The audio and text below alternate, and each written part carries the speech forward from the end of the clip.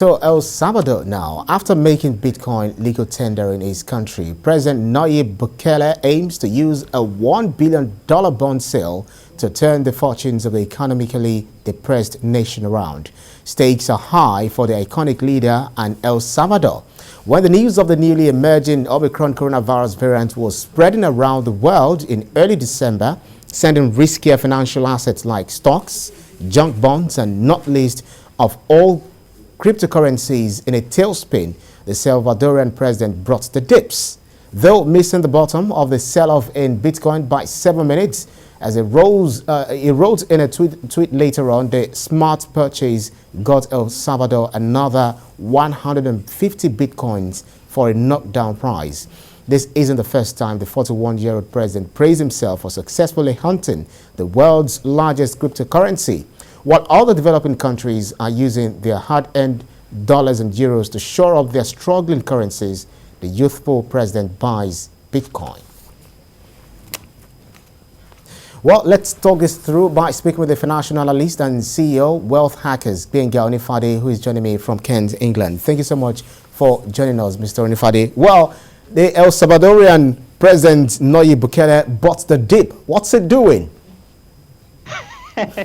That's actually a very interesting phrase you've just used, and that's a very interesting phrase in the crypto world community. Buying the dip. So buying the dip, first of all, is when an asset, especially Bitcoin, when it's gone down below a certain price, and you buy. So in sort of taking advantage of of the uptrend, which people believe it will come on in again. So what is it doing? I mean, like you mentioned in your news there, he's a 41-year-old president, so he's actually, should we say, one of the, you could actually kind of roll him with the next generation, or, is it Gen Z kind of a thing with people? So he's trying to show off and trying to buck the trend of the excessive reliance on on the world economy, which is the IMF. They got a $1.3 billion loan, which they have to pay, with a 6% coupon, which they have to pay back. But if you look at the digital currency, which, of course, what can I say? This could be,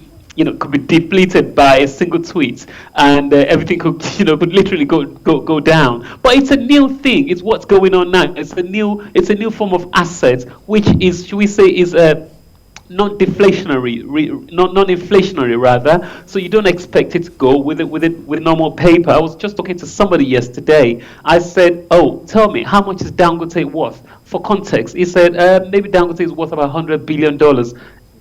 If Dangote is worth about $100 billion, it only takes one day for Nigeria to print all that money out. So money is just a piece of paper. It could be reproduced, and that's not what the traditional economics have taught us about money. Money is supposed to be scarce, right? It's supposed to have value, not just something you could just print out there from paper. And we all well, Benga, you're actually saying money is supposed to have value. Now, that's just it. One thing. But if you're looking at the value of Bitcoin, it's just like the El Salvadorian president is playing with taxpayers' money.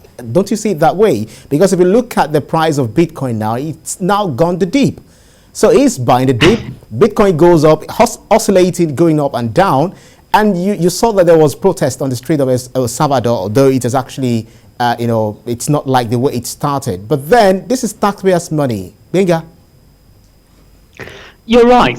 So as in any economy, we do have the bullish season when things are, things go very well. And we do have the bearish season as well. But you've got to think about this as well. I mean, I've been in Bitcoin myself personally since 2010, when it was just about 10 for $1. Now one of them is gone to $47,000, and as of this year, Bitcoin is done 64%. The store of value that the world has relied on has been gold. So if you've actually put your money in gold, you've only made 2% this year. But if you put your money in Bitcoin, you've made 64%. The world economy, the world powers, the biggest banks now, JP Morgan, Goldman Sachs, the world biggest banks, they are putting assets now, and they're consulting the wealth management funds. They're parting part of their money as Bitcoin. Bitcoin it kind of fits the ideal economy, which we expect in every 4 years. It's programmed in such a way that it's always going to go up. So if you hold Bitcoin, for example, no matter what, if you hold it for 4 years, you're never going to lose any money.